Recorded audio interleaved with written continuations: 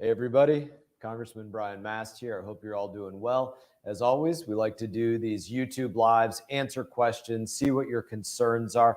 Like and subscribe if you want to know when these live opportunities to do Q&A will be. We'll make sure that we get you put on the list, and then we can make sure that everybody's present that wants to be present. So I want to cover a couple of issues today: DEI, diversity, equity, inclusion, what's going on with that in the Department of State, because that's something that I deal specifically, being the chairman of the Foreign Affairs Committee Oversight Committee, and then also talk a little bit about what's going on with the Brightline train, with the water a little bit, and answer whatever questions you have. So let's start out with diversity, equity, inclusion, and the State Department and our foreign service officers, our diplomats that serve overseas in embassies, consulates, things like that. We had a hearing in this past week where we discussed this with the ambassador, Abercrombie Winstanley. She's the chief diversity officer. It's a new position in the State Department, the chief diversity officer for all of State Department. And she answered a number of questions for us. And one of the things that we went over on this was the fact that there's testing and requirements for people to become American diplomats, foreign service officers. And in that, there is a test, a foreign service officer test. Now, the requirement that somebody passes that test has been eliminated. They considered that to be a DEI element. They thought that people having to answer questions about American history, it's not an unimportant test, things that have gone on in the United States of America, that was somehow some kind of privileged test, and that if you failed the qualifying test, that should not disqualify you from becoming a foreign service officer. That's part of what we dealt with. Another thing that we dealt with as it relates to foreign service officers is that diversity, equity, inclusion will be an evaluated thing. So, and I say thing because it's so abstract to say evaluate DEI. So they're going to look at, Foreign Service Officer Tom or Foreign Service Officer Mary or whoever it is that they are and say, how did you execute DEI? Did you use the wrong pronouns on somebody? If you use the wrong pronouns on somebody, then maybe you're not going to get promoted. Maybe you're not going to get a raise. Maybe you're not going to get hired. Do you think that men can only be men and women can only be women, and you're asked that in a hiring process? Well, guess what? Then you're not going to be hired because they consider DEI and evaluation of that a requirement for hiring, retention, promotion. That's a real problem. So we worked with Senator Rubio on this to move forward a piece of legislation to say, basically, this will not exist in the Department of State. It has to be the content of character over the color of skin. And I asked Abercrombie Winstanley this, the ambassador there, I asked her this very specific question. What am I? Am I black? Am I white, Caucasian? Am I brown, Hispanic? What am I?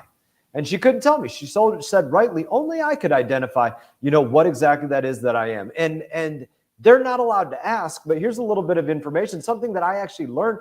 I didn't know this to be the case, that when you fill out a form in this government agency or other government agencies, and it asks you, okay, are you white, black, Caucasian, Islander, Native American? It asks you whatever you are. If you don't say what you are, you say, I elect to not say what I am, then they will actually assign something to you. Now, we don't know how it is that they assign something to you. Do they look at me and say, well, you look white to me, so we're saying you're white? It doesn't matter if I was Islander or Native American or something else. You look like this, so we're going to assign this to you, or we're going to assign this to you, or we're going to assign this. They literally assign you a race for the purposes of doing whatever it is that they want to do with diversity, equity, inclusion. Again, it has to be character. It has to be merit. It has to be that above all, over the color of anybody's skin or what they choose to identify as.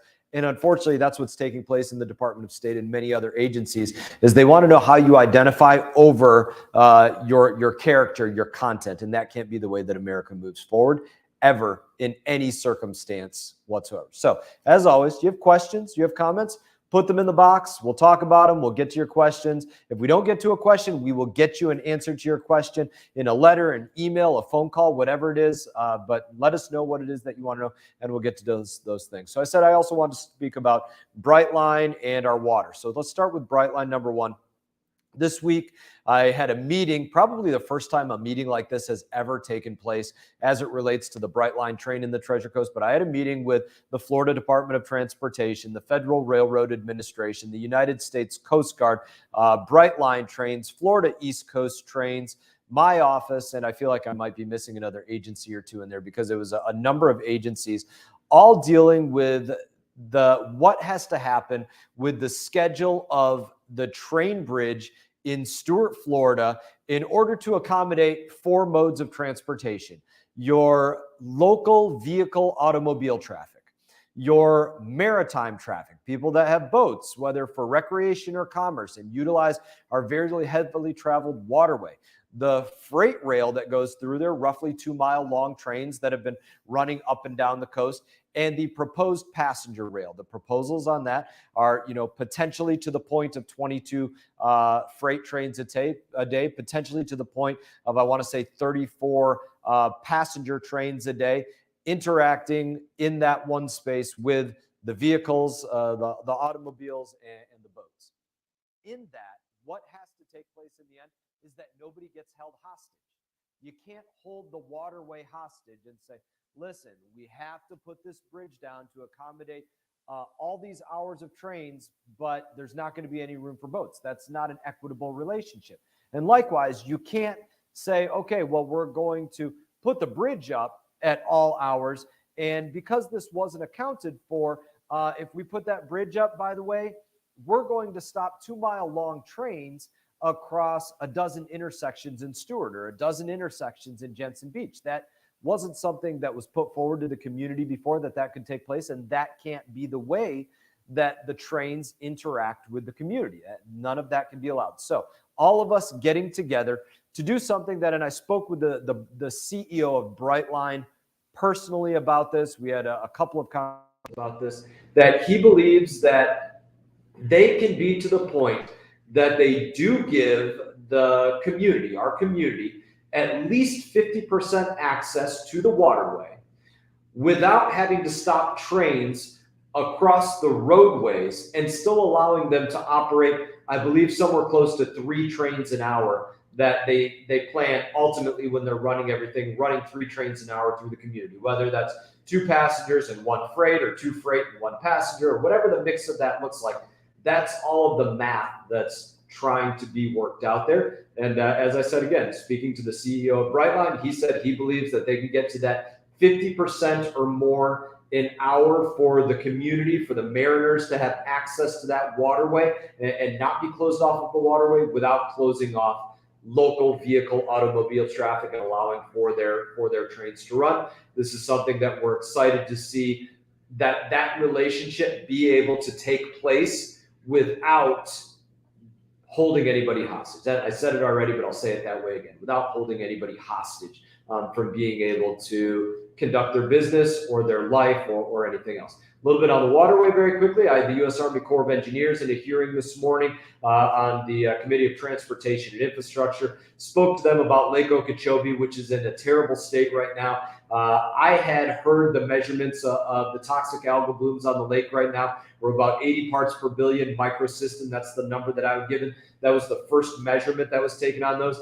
The general of the Corps of Engineers didn't give me a number, but he said it actually measured higher than that the number that I was given was too low of a number based upon subsequent measurements. So very toxic algal blooms on Lake Okeechobee. But my questioning to him was about this. What are you all doing about something that I put into law last year that is for U.S. Army Corps of Engineer personnel, civilians or military personnel, working around Lake Okeechobee at places like the Port Myakkalalkin Dam or in Pahokee or somewhere else that are exposed to these toxic algal blooms for an entire workday, sitting on top of them, breathing in the disgusting off gas, and it is disgusting, the disgusting off gas of it all day long. What are you doing to implement what I put into law, which is to say you have to put stuff in their file denoting their exposure to these toxins. You have to protect them. What are you doing about that? And he gave me information that they are, in fact, working to implement that, that they have worked to do that already earlier this year when there have been exposures to toxic algal blooms. And we were excited to hear them say that. And one of the main reasons that we're excited to hear them say that is because it's an acknowledgement by the Corps of Engineers of the fact that this is toxic. And it is. It's toxic in the water. It's toxic in the air when people are breathing this, especially at the levels that these algal blooms, the toxin microcystin is reaching. I don't encourage you to go out to Port Mayakalaka Dam right now when it's this toxic and breathe it in, because it is that. But if you did, you would come away with a headache, like I do every time that occurs for me, where I have to be around it. You would come away, when you take a shower tonight, you would smell it coming out of the pores of your skin when you take a shower. When you take off your clothes, you would smell it on the clothes that you take off. Oh my God, there's that smell that was out there. You're breathing that in. Those people are breathing it in for hours a day. It's a really big deal. So in that, again, you have questions, go on and put them in the comment. Questions from Twitter, we'll take those as well, you name it. And so we're going to start going to questions right now. And in that, want to know, what is your opinion on the Trump indictments? We would love to hear a little bit about this from you all. I want to hear about it because this is something that touches us very close, in our backyard. What we've seen take place in just harassing the president over and over drives me crazy, and they're coming after him yet again. I believe we're told that this will be adjudicated in some form or fashion in the Fort Pierce courthouse, so directly in my backyard. I live in Fort Pierce. But in that, make sure you give us comments on that stuff as well, Twitter, other places. And in that, let's start going to questions. Jinwa, let's see what we got here. So, number one question. We got a question here. What's going on with money to Ukraine? So, I don't have a name on this for whatever reason. They didn't have a name on this, but money to Ukraine. So, let's back up and talk about what's happened with money to Ukraine. There have been votes on, I'm going to say, I know there was at least one vote of about $50 billion. Sorry, there's a bell going off in the background. That means they're getting ready to call votes on the floor of the House. So I'll have to go in a little bit when they call those votes. But that's what that bell is if you hear it. So there have been historic votes of tens of billions, if not hundreds of billions of dollars going to Ukraine. I haven't voted to send those dollars to Ukraine. One of the most simple reasons is this. I have not been given a plan of attack of what is going to be accomplished, what the time frame is that it's expected to be accomplished, what we hope to garner in terms of national security objectives, national American strategic objectives. I'm not going to say that there aren't things that are national security objectives that we would get from supporting Ukraine, but they haven't been given to us as members of Congress. We've begged for them. I've begged for them. I've asked for them as a member of the Foreign Affairs Committee, in classified briefings, in public, you name it. We're not being given that information. And I'm not going to take your money and just write a blank check for anything when we're not given details on exactly how, what, who, when, where, why that is going to be spent and what it's going to accomplish for the American people. We know that it accomplishes things for NATO, for Europe, for our allies, but we need strategic objectives to know what it is that we're funding, when it fails to meet what it is that we're funding, how we need to adjust fire. And if that doesn't take place, then I'm not going to support in any form or fashion spending that money. There was a vote this week on something else related to that. It was to send something known as ATACMS, and that is a specific ordinance that it gets fired at our enemies. We've used them a lot as America, and it's a bill to send ATACMS immediately to Ukrainians. So basically, it was a bill to say immediately send these armaments to Ukraine to use against Russia. That's very similar to voting to send money to Ukraine, only you're just sending a direct ordinance to it. Again, I'm not going to vote to do that without being given national strategic security objectives about what it is that we're going to accomplish, what are the risks, how do we weigh those risks, how long will that take, you name it. In absence of them giving that, I'm not going to give that support. I look forward to the administration giving us that information so that we can make educated decisions about what's taking place with, as I always tell young people, no such thing as government dollars. It's all your money. It's all comes from the pocket of the taxpayer. It's all your money. So I'm not going to spend it in that way, and they're not going to not give us that information. So Jinwo, let's go to another question here. Let's see what we got. So, but for real, do you believe the saying, diversity is our strength? Yeah, I think diversity is a huge part of our strength as Americans. We are, diversity in my office is something that you can see, and it's something that you can hear every time that you hear people speak. But we don't hire anybody based upon what they look like. And let me dive into that just a little bit more, because I want to go into verbatim what was said as we talk about the State Department and what the Chief Diversity Officer of the State Department said has to be the case for hiring. Number one, she said, when she's being given a basket of candidates to hire, number one, and again, quoting her, that basket must be diverse, number one. And then after that, they will pick from merit. But diversity has to be the number one filter. It has to look diverse. She even said that. It has to look diverse. Not that looking diverse is the number one qualifier, but it has to look diverse. These are her words. But again, you go to somebody like me, look, I'm half Mexican, right? But you can't look at me and just tell that. And I don't care if somebody can tell that or not. It's not the makeup of who I am, where my parents or grandparents or anybody else. That doesn't make me exactly who I am. What makes me who I am is how I operate, what I studied, what I did in my life. Those things make me who I am. That makes the content of my character. And so when you look at that, yeah, it's important to have diverse experiences and diverse thoughts. I love the myriad of ideas that my staff come up with. And when we hire, the diversity that we hire for in this office is, are you the best person for the job? What were your grades? What was your experience? What was the stuff that you did outside of just your work life to demonstrate who you are as an individual? Show us that whole person, and not 1 ounce of that in our office has to do with what I might perceive your race to be. Not 1 ounce of it, and it never will. And that's how we look at diversity in this office. That's how I look at diversity in my life. And that, let's go to another question. Jinwook, go ahead. Give me another question here. All right, here we go. So red vines or Twizzlers? What are red vines? Oh, those are the things you can peel apart. Is that right? Red vines? Red vines are the ones you peel apart. Twizzlers are, truthfully, I can't pretend that I haven't eaten a lot of sugar in my life, or had dessert, or have a birthday cake at a birthday. It's rare that I eat candy. If I want something, my kids are pretty good chefs. They like to cook. So we got some good apple pie makers. Magnum likes to make scones these days. He makes because mom likes to eat gluten-free. He likes to make these gluten-free scones, which are pretty good. He makes a hell of a butter cake. The kids, they really do a good job cooking. So if I'm going to eat something sweet, it's probably going to be something like that. But truthfully, I try to live a disciplined life when it comes to health. Personally, this is a little information for me. Try to hit the gym every day. Love CrossFit. Love doing CrossFit with my kids. Take my kids regular. When we can't make it there, we work out in the driveway, work out in the yard, run laps, do push-ups, do sit-ups, things like that. Try to eat healthy. I don't know if ice baths actually help people or not. I've heard Joe Rogan talk about it, and other people have talked about it. Try to do an ice bath, probably 3-4 times a week.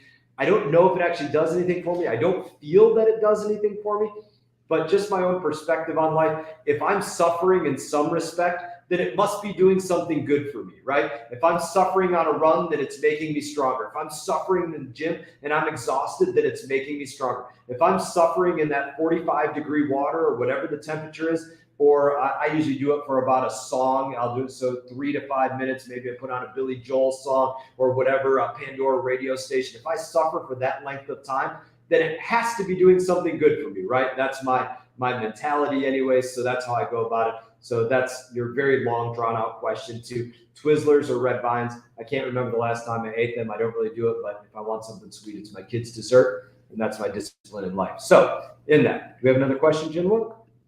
All right, we don't have anything else on that. We got a lot of things that go on in here. We're going to have a vote today later on the impeachment of Joe Biden and whether to send these articles of impeachment for what's taken place with the southern border, to send that to the committee of jurisdiction. So the way it works is it is a privileged resolution that can be brought to the floor of the House. It's brought to the floor of the House to be directed to the committee that directly deals with that, or sometimes several committees. So because this is related to the U.S. southern border and the gross negligence, and in many cases, the outright lies and destruction of America that's taken place on our southern border purposefully, That's going to be referred to in all likelihood. There will be a vote forthcoming, but that'll be referred in all likelihood to the Judiciary Committee, which handles all articles of impeachment, and will also be handed to the Homeland Security Committee, which deals with southern borders. So that's a little bit on what's taking place today in that as well. Again, as always, like, subscribe. We'll let you know when we're doing these things. Always happy to answer your questions. Write in with your questions. If I'll give you all this other reminder. Passports. Man, we have had passports coming out our ears. So if you know somebody that's thinking about traveling, please tell them to check the expiration date on their passport, because otherwise it comes down to we have to get somebody a next day passport appointment in Miami the day before they're leaving. Nobody likes to do that. People get stressed out when that happens to them. If you're waiting for a passport because it's in the system somewhere and you sent it in 2 or 3 months ago, let us know so that we can check on that and say, hey, Department of State, where's this passport sitting? Because you should have got it back to them, this many weeks or this many months ago. What's going on with that? Don't let that wait until the last minute. And one other thing that I'll give you as a caveat. We're in the middle of summer. If you're a student and you're heading into your senior year of school and you're thinking about what you're going to do afterwards, and one of those things may be West Point, Naval Academy, Coast Guard Academy, Merchant Marine Academy, Air Force Academy, reach out to the office, get information on that, hear about the rigors that we're going to put you through as you seek to gain a nomination for one of those schools. And if you know somebody that should be thinking about one of those schools, because they're patriots, they love this country. That's number one for me. You got to be a patriot and love this place. You got to be strong. This is the military. We're not looking for people that are weak. If you come to me and ask for a nomination, but you can't do 5 push-ups, expect that I'm not going to offer you a nomination to one of those schools. You better come strong. You better come hungry. And you better come smart, right? We want smart people in these schools. This is best man, best woman for the job, but we want to put the best men and women, young people, into those amazing opportunities to learn alongside fellow patriots that want to serve your country, and to have that at no cost to you because of your investment in our nation. Incredible opportunities. So if you're one of those young people, make sure you reach out, get the information on that, because I love telling people all about it, because I love the military. Loved the military, absolutely no regrets. In that, again, I wish you all the best. I look forward to seeing you all around as always, and you all take care.